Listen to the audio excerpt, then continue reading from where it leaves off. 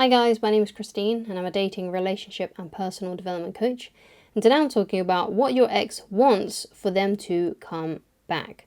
So if you are hoping to get your ex back, you're hoping to reattract them, let's say they dumped you. So this is more for people who got dumped. If, for example, you were the one that dumped your ex and you want to get them back and you haven't already apologized for that, then if you're the one that dumped them and you want them back, then you have to reach out to them. You have to say to them, look, I'm really sorry. Maybe breaking up with you was too much of a harsh decision. Can we meet up and talk about it? When are you available? Okay. That's if you haven't already done that. Okay. If you're the one that dumped them and you have now been in a situation where you're doing no contact with them after the breakup and you haven't asked to reconcile and to say sorry for it, then you need to do that if you're really serious about getting your ex back. Now, that's all you really need to do. And basically, if they want to come back, they will tell you when they're available and they'll say, okay, let's have a catch up. And then you can arrange a date with them, meet up with them, and try to reconcile things with them. But if you got dumped, it's a little bit more complicated because obviously you were in that position where you wanted to be in that relationship, but the other person doesn't want to be in that relationship anymore, which is why they dumped you. Okay? So the thing that your ex really needs in order for them to come back is time and no contact. Okay? So if they still love and care about you, if you give them enough time and if you go into no contact with them, which is not messaging them, not liking any of their posts, basically whenever they look at their phone, they get no notification from you whatsoever. When they look at their phone, they should get nothing from you. They shouldn't see your face, they shouldn't see your name, you shouldn't be there at all. Okay, and the same when they open their apps. When they open Instagram, they shouldn't see your name in their stories, they shouldn't see that you've DM'd them, they shouldn't see likes from you or comments from you. And that also goes for the same with other social media platforms that you may still have your ex in, right? They shouldn't be seeing anything from you, so that is no contact, right? And then you also give them time. Now, if that person loves you and cares about you, after they've seen that you've backed off, you're giving them space, you're giving them time. If they miss you and they love you and they care about you, they will then reach out to you, okay? And that's what you've got to wait for, right? You've got to wait for that direct message from them. If they add you or if they start following you again on some social media platform, then don't take that as a sign as, okay, I need to message them, right? Just accept it, accept the follow, accept the friend request, and then wait for them to land in your inbox, okay? And then when they do that, that's when you can offer that, hey, we should have a catch up sometime. When are you available, right? That's what you say to them if you're serious about getting them back.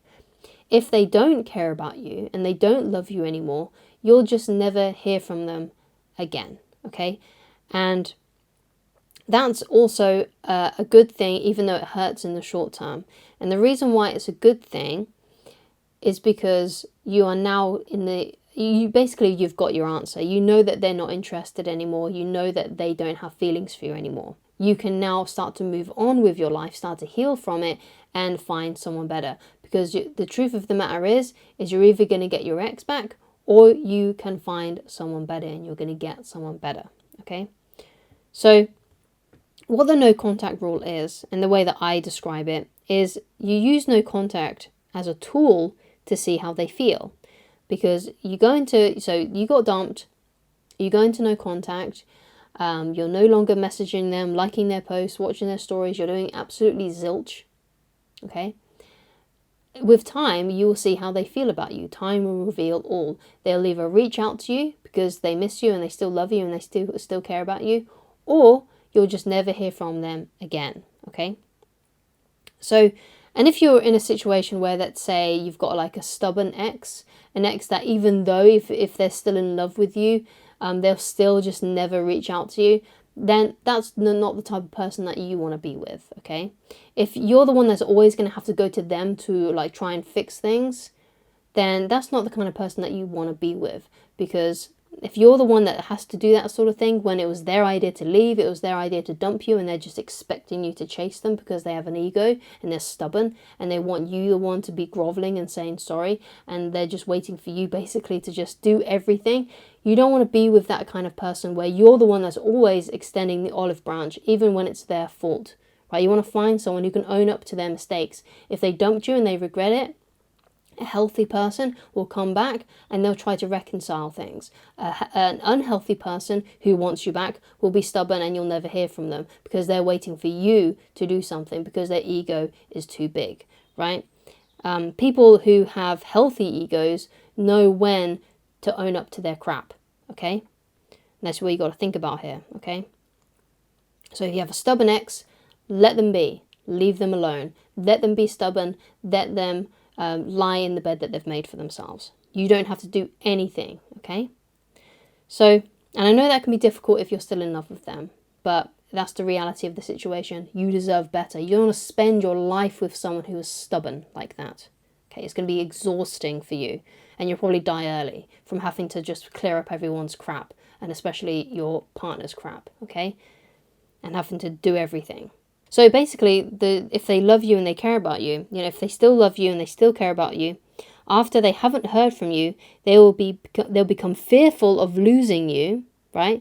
And they will reach out, okay? Because if they still love you and care about you, then they're going to feel afraid of losing you. So that's why you go into no contact. That's why you walk away. That's why you cease speaking to them, okay? Because that will create, if they love you and they care about you and they want you in their life, that will create fear, and that will make them want to reach out to you because they don't want to lose you, okay? So I highly recommend that if you haven't watched it already, then please go and check out my audio on how to get your ex back, my little audio book. And if you've already watched that, if you've already listened to that, then please go back and watch it and listen to it again in case there's something that you may have missed. Because sometimes when we watch something or read something or listen to something for the first time, we only retain just a small portion of that information. But if we go back over it over and over again, we start to learn it more. You start to see things that you didn't see before. Because I feel this all the time with books. So if I've read a book, and I go back to it, I realized there was a lot of things that I missed out. And also it's kind of weird as well with certain books or audio things that I've listened to. Like I listen to a lot and watch a lot of lectures from Dr. Wayne Dyer. And, the first time I watched one of these things was ages ago, like years ago, maybe about 5 or 6 years ago. And when I come back to it at different points in my life, it kind of changes to the person I am now, because obviously a lot of growing can happen to a person in 5 years. So you go into it with it, it's like you're almost watching it as a different person with different new life experiences. So that's why it's important to go back to certain things again and again over your life, because you've changed as a person, and perhaps you can see it from a new perspective that you wasn't able to do it to begin with. So please go and check out that audiobook again if you haven't already. And if it's the first time you've come across it, then definitely please do go and check that out. So the thing is, though, about the no contact rule and whether or not your ex is going to come back, you don't know for sure if they're ever going to come back, right? Because you might not know. You might not know if your ex still loves you and cares about you, right? You may not know that. You may not know if, you're never going to hear from them again, or if you are going to hear from them again. So it's important to kind of live from that place and just let go and realize that, hey, you know what? This person may not actually come back into my life. So with that being said, I need to start moving on. I need to start healing from it. And when I say moving on, I don't necessarily mean go straight into a new relationship. In fact, I don't recommend that. I recommend, giving yourself, 6 months minimum after a breakup, before you start dating again. And if it was a really long-term relationship, like a year or years, then I recommend taking a year or perhaps even a year and a half out of dating before you go and start to find someone new. So you can give yourself an adequate amount of time to heal and get over it. Okay, so I highly recommend that. So thank you so much for watching. If you'd like to get in touch with me personally, then please go to www.christineloveridge.com. Thank you so much for watching, and I shall talk to you again very soon. Goodbye.